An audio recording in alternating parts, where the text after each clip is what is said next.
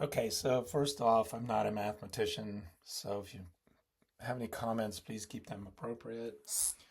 All right, so let's look at 1 is going to be equal to 0.9. It goes on forever. I kind of agree with this. It's so close to 1. It is the same thing as 1. If you take the limit, it ends up being 1.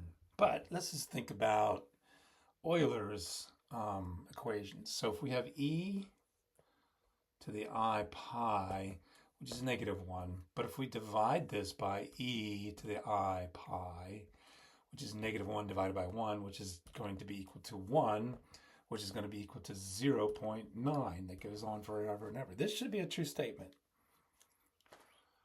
So let's multiply both sides by e to the I pi. So e to the I pi is going to be equal to 0.9 that goes on forever times e to the I pi. That should be a true statement. We should be able to subtract e to the I pi and get 0 on this side. So 0 equals 0.9 e to the I pi minus e to the I pi. Well, e to the I pi is basically -1. So if we say 0 is equal to -0.9 that goes on forever plus 1. Alrighty, let's think about that.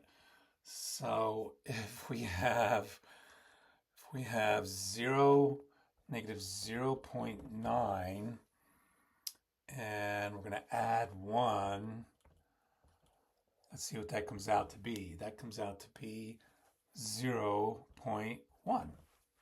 All right, well, let's take the next one. So 0.09 plus 1. This comes out to be 0.1. 0.01, sorry. Well, let's take the next one. So this would end up 0.009 plus 1. This ends up being 0.001. I guess the question is, does this 1 ever go away? So does this number 1 go away? I mean, it's a mathematical question. Does it ever go away? I don't know.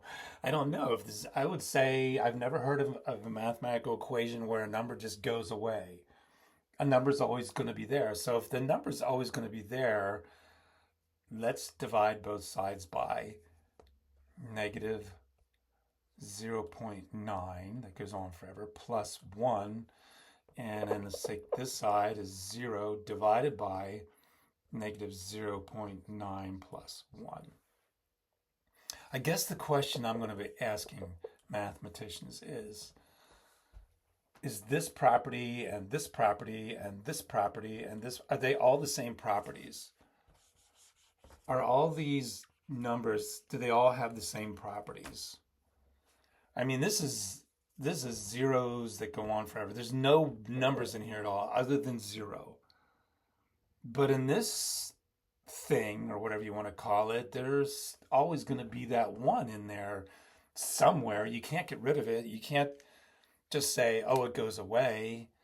And if it is a number, then shouldn't this be equal to 1? So this would be 0 divided by 1. This would be 0 equals 1. I mean, that doesn't work. That can't be true.